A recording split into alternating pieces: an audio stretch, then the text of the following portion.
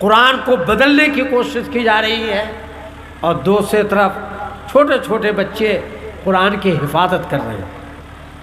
مجھے یاد آتا ہے ایک بار حضرت فدائے ملت مولانا سید اسد مدنی نور اللہ مرکزہ فرمائے تھے کہ جب 1857 NB میڈیا یوٹیوب چینل کو ضرور سبسکرائب کریں۔ اور خطے کے لیے بڑی سعادت بات ہے کہ وہ شخص، وہ مرد مجاہد، وہ دین کا داعی، وہ علماء دیوبند کا خوبصورت نام نامی، جنہوں نے 40 سالہ زندگی دیوبند کی سرزمین پہ رمضان کا اعتکاف گزارا، آج مجھے بار بار یاد آ رہے ہیں۔ ہمارے جب کلمہ دیا عربیہ کے سرپرست مرحوم الحاج فضل الرحمان صاحب اگر وہ زندہ ہوتے تو آج اس اسٹیج پہ جہاں 20 جمعیت علماء عربیہ اور بہار کے ذمہ داران اور اراکین اور معززین موجود ہیں، وہ صف اول میں بیٹھے ہوئے ہوتے اور پہلے سے تشریف رکھتے، اس لیے کہ آج جامع العلوم ترکینی عیدگاہ کی سرزمین میں جمعیت علماء بہار کے صدر محترم حضرت مولانا مفتی جاوید اقبال صاحب خاصی تشریف رکھتے ہیں۔ آپ کا عربیہ اور پورنیہ اور اس علاقے میں آنا ہوتا تھا، فضل الرحمان بندہ لٹھی کے سہارے اپنی نیزوکار میں بیٹھتا تھا اور قوت و طاقت کے ساتھ جمعیت علماء کے اس صدر محترم کا استقبال کرتا تھا۔ دعا دیجیے کہ وہ دنیا سے چلے گئے ہیں، اللہ ان کی مغفرت فرمائے، قبر کو نور سے منور فرمائے، ان کی اولاد کو، ان کے نسلوں کو اللہ تعالیٰ دین کا داعی اور غازی اور مجاہد بنائے۔ حضرت مفتی صاحب بڑی محبت رکھتے ہیں مجھ سے، بڑی عزت اور شفقت کا مظاہرہ کرتے ہیں۔ جمعیت علماء عربیہ کے صدر محترم حضرت مولانا جناب ڈاکٹر عابد صاحب یہاں تشریف رکھتے ہیں، نائب صدر، نائب سیکریٹری، ہر بلاک کی ٹیم کے ذمہ داران ایک ٹیم ہے جمعیت علماء عربیہ کی۔ میں آپ حضرات کا استقبال کرتا ہوں، بڑی محبت کی آپ پوری ٹیم یہاں تشریف لائے۔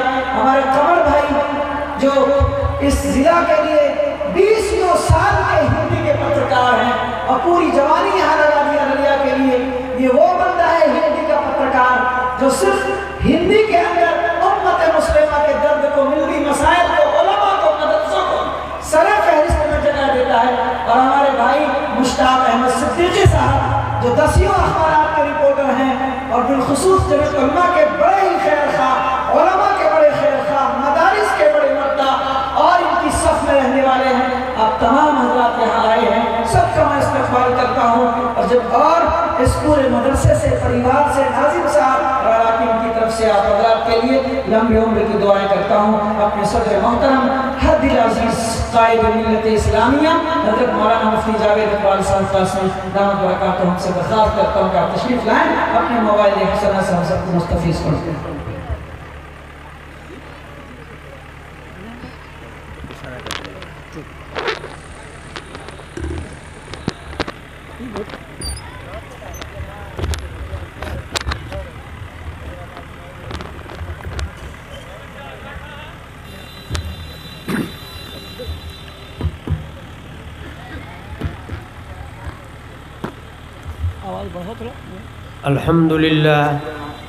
الحمدللہ نحمدہ ونستعینہ ونستغفرہ ونؤمن بہ ونتوکل علیہ ونعوذ باللہ من شرور انفسنا ومن سیئات اعمالنا من یہدہ اللہ فلا مضل لہ ومن یضلل فلا ہادی لہ ونشہد ان لا الہ الا اللہ ونشہد ان سیدنا و مولانا محمدا عبدہ ورسولہ صلی اللہ تعالی علیہ وسلم۔ قال النبی صلی اللہ علیہ وسلم خیرکم من تعلم القرآن وعلمہ، او کما قال علیہ السلام۔ صدر محترم، معزز علماء کرام، حاضرین مجلس، میری یہ سعادت ہے کہ ہمارے عزیز محترم حضرت مولانا مفتی اطہر القاسمی صاحب اور ان کے برادر کبیر حضرت مولانا خورشید صاحب نے مجھے دعوت دی۔ اس علاقے سے میرا تعلق بہت پرانا ہے، آپ کے قریب ہی میں شاید ڈمریا ہے، جہاں کے حضرت مولانا بشیر صاحب جو حضرت فدائے ملت رحمت اللہ علیہ کے مجاز تھے اور قدیم پورنیہ کے وہ صدر تھے جمعیت علماء بہار کے۔ जमीयत उलमा कदीम पूर्णिया, जिसमें कटिहार, अररिया, किशनगंज इसके वो सदर थे। उनके ज़माने से मैं इस इलाके में आता हूँ और ख़ास तौर पर हज़रत फ़िदाए मिल्लत रहमतुल्लाह अलैह के साथ तो बारहा आना हुआ।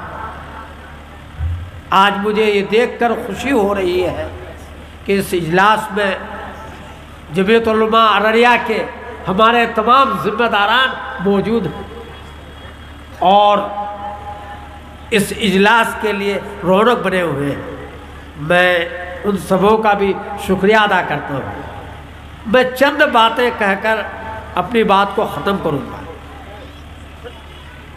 मेरे बुज़ुर्गों, आज का ये जलसा दस्तारबंदी के उन्वान पर,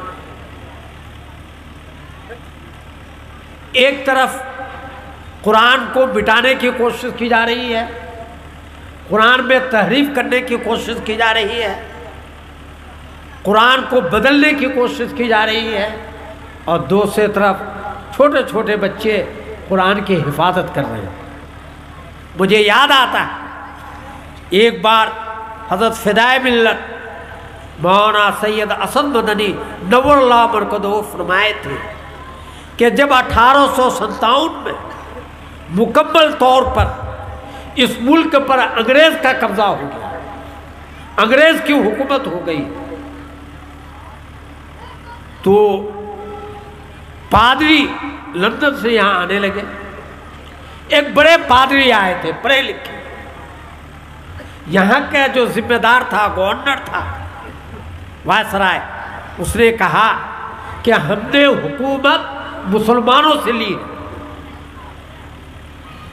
और मुसलमान चैन से हमको हुकूमत करने नहीं देंगे।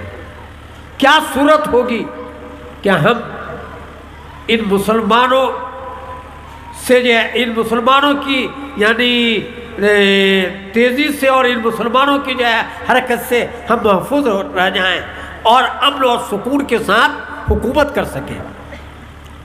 तो उस पादरी ने कहा था, सुनो, तुम मुसलमानों की सूरत बदल दो, शक्ल बदल दो, लिबास बदल दो, खाना बदल दो, ये तो हो सकता है, लेकिन मुसलमानों के सीने में अगर ईमान की चिंगारी है, मामूली चिंगारी ईमान की है, तो मुसलमान सब कुछ बर्दाश्त कर सकता है, लेकिन अपनी शरीयत के खिलाफ अगर कोई फैसला हो, कोई हुक्म हो, तो उसको बर्दाश्त करने के लिए तैयार नहीं। ऐसे वक्त में वो मुसलमान जो नमाज नहीं पढ़ता है, जो गुनाह कबीरा का इर्तिकाब करता है, वो मुसलमान आगे आएगा और कहेगा कि हम अपनी शरीयत के लिए, कुरान के लिए, मुहम्मद रसूलुल्लाह सल्लल्लाहु अलैहि वसल्लम की ज़ात के लिए हम अपने आप को कुर्बान करने के लिए तैयार हैं। जब तक हम जिंदा रहेंगे शरीयत के अंदर मुदाखलत की इजाज़त नहीं देंगे। तो फिर उस पादरी से गवर्नर साहब कहने लगे, तो ईमान कैसे निकलेगा? या 1858-59 की बात कैसे निकलेगा? तो पादरी ने कहा, उनके ईमान को ख़त्म करो। ईमान कैसे ख़त्म होगा? कहा कि जब तक तुम 3 चीज़ को ख़त्म नहीं करोगे, ईमान ख़त्म नहीं होगा। नंबर 1, कुरान। जब तक मुसलमान कुरान की तिलावत करेगा, कुरान को पढ़ेगा, कुरान की तफसीर बयान करेगा, अपने बच्चों को नाज़रा और हिफ्ज़ कुरान सिखाएगा, तो उनका ईमान का पारा चढ़ेगा। ईमान ख़त्म नहीं होगा, पहले कुरान को ख़त्म करना पड़ेगा। मेरे भाई, कुरान में वो तासीर है, हुजूर के ज़माने में भी तासीर थी, आज भी है, और जब तक कुरान रहेगा वो तासीर बाकी। कि जो जो आदमी कुरान को पढ़ता जाएगा, ईमान का पारा चढ़ता जाएगा। यही वजह है कि जब तक हज़रत उमर रज़ी अल्लाह ताला अन्हु قرآن نہیں سنے تھے، قرآن نہیں پڑھے تھے، تو محمد رسول اللہ صلی اللہ علیہ وسلم کو نعوذ باللہ قتل کرنے کے لیے نکلے تھے۔ جو ہی ان کے کانوں میں قرآن کے سورہ طٰہٰ کی چند آیتیں آ گئیں اور اس نے سن لیا تو اس کا اثر یہ ہوا کہ جلدی محمد صلی اللہ علیہ وسلم کے پاس لے کر کے چلو، مجھے بھی ان کا غلام بننا ہے۔ آج بھی قرآن میں وہ تاثیر ہے۔ پیر ذوالفقار صاحب نقشبندی مدد اللہ علی، جو بڑے پیروں میں آشمار ہوتے ہیں، انہوں نے لکھا ہے کہ جمال عبد الناصر جو مصر کا ذمہ دار تھا، سربراہ تھا، اور ان کا رجحان راسیہ کی طرف تھا جو اس وقت کمیونسٹ کی حکومت تھی۔ سال میں ایک آدھ بار حکومتی سطح پر روس آنا پڑتا تھا۔ جب بھی وہ جائیں اور اپنے کام سے فارغ ہو تو روسی تو کمیونسٹ تھے، وہ لوگ کہنے لگے کیا اسلام کے چکر میں پڑے ہو، کمیونسٹ بن جاؤ۔ یہ اپنے دلائل دیتے تھے لیکن ان کو تصفی نہیں ہوتی تھی، اور بارہا یہ واقعہ ہوا۔ ایک بار پھر دعوت آئی، جمال عبد الناصر نے اپنے وزیر سے کہا کہ قاری عبد الباسط عبد الصمد کو میرے ساتھ کر دو، میں ان کو لے کر روز جاؤں گا۔ لوگوں کو تعجب ہوا کہ قاری صاحب کا اس سیاسی مسئلے میں کیا کام ہے۔ بہرحال قاری صاحب ان کے ساتھ گئے، مجلس میں بیٹھے، وہ لوگ جب مجلس ختم ہو گئی ان کی تو ان لوگوں نے اعتراضات شروع کی۔ جمال عبد الناصر صاحب جواب نہیں دے رہے۔ قاری صاحب کو کہتے ہیں کہ آپ قرآن کی تلاوت کیجیے۔ آپ حضرات جانتے ہیں قاری عبد الباسط عبد الصمد کو کہ مشہور قاری تھے، اور ہم لوگوں نے دارالعلوم کے جشن 100 سالہ میں ان کی قرأت سنی، ان سے ملاقات ہوئی۔ تو وہ جب قرآن پڑھ رہے تھے تو مجمع میں سناٹا طاری ہو گیا، کسی کی ہمت نہیں ہوئی کہ کچھ کہیں، اور آنکھوں سے آنسو جاری ہو گیا۔ سبحان اللہ کی صدا بلند ہونے لگی، اور سامنے سب کمیونسٹ تھے، عربی سے ناواقف، اس کتاب سے کہ کوئی عزت اس کے دل میں نہیں، لیکن ان کے آنکھوں سے آنسو جاری قرآن کی تلاوت سننے سے۔ جمال عبد الناصر نے کہا کہ تم لوگ کیوں رو رہے تھے؟ ایک تو تمہاری زبان میں یہ کتاب نہیں، یہ تو عربی میں ہے، دوسری بات اس کتاب سے تم کو کوئی عقیدت نہیں، اس لیے کہ تم اس کتاب کو مانتے ہی نہیں ہو۔ تو مجمع میں ہر ایک نے کہا کہ جمال صاحب، جب آپ کے قاری صاحب قرآن کی تلاوت کرتے تھے، جب ایک آیت ختم ہوتی تھی ایسا لگتا تھا کہ میرے قلب پر، دل پر کوئی ہتھوڑا مار رہا ہے، اس کی جو تکلیف سے آنکھوں سے آنسو جاری ہو رہا تھا۔ میرے بھائی، آج بھی قرآن میں وہ تاثیر ہے۔ میں عام مسلمانوں سے درخواست یہ کروں گا کہ آپ کم سے کم ایک پارہ روزانہ فجر کے بعد قرآن کی تلاوت کیجیے، اور دن بھر انشاءاللہ اللہ کی ذات سے یہ امید ہے کہ اس قرآن کی تلاوت کی برکت سے آپ گناہوں سے محفوظ رہیں گے، آپ سے نیکیاں ہوں گی، آپ جھوٹ نہیں بولیں گے، آپ غلط کام نہیں کریں گے، آپ کسی کو دھوکہ نہیں دیں گے، آپ سودی کاروبار نہیں کریں گے، رشوت نہیں لیں گے، آپ اس میں جائیں گے رشوت نہیں لیں گے، اس لیے کہ اس قرآن کی تلاوت کا یہ نتیجہ ہوگا کہ ایمان کا پارا چڑھاوا ہوگا۔ ایک تو قرآن کو ختم کرو، دوسری چیز جو اس پادری نے کہا تھا کہ علماء کو ختم کرو۔ کیوں؟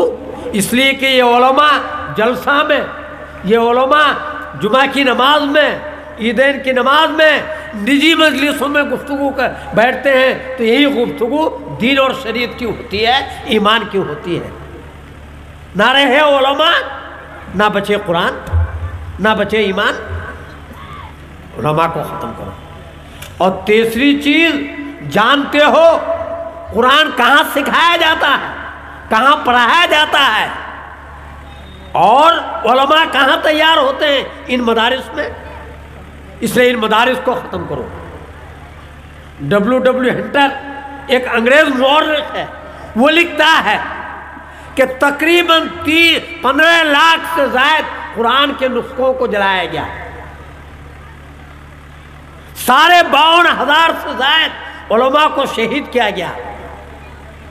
پشاور سے مدناپور تک کوئی ایسا درخت نہیں تھا جہاں علماء کی لاش لٹکتی نہیں تھی. بہت بہت شکریہ دوستو، آپ نے فل واچ پورا ویڈیوز دیکھا اور ویڈیوز آپ کو پسند آیا ہوگا. پسند آ جائے تو اپنے دوستوں میں ضرور شیئر کریں اور لائک کریں، سبسکرائب کریں اور میری حوصلہ افزائی فرمائیں. شکریہ، جزاک اللہ. اللہ تبارک و تعالی آپ کو دونوں جہان میں کامیابی عطا فرمائے، شاد و آباد رکھے. پھر ملتے ہیں نیکسٹ ویڈیوز میں اور ایک اچھے اور شاندار ویڈیوز آپ کے لیے لے کر حاضر ہوں گا. تو اجازت دیجیے، پھر ملتے ہیں دوسری ویڈیوز میں. السلام علیکم ورحمۃ اللہ وبرکاتہ.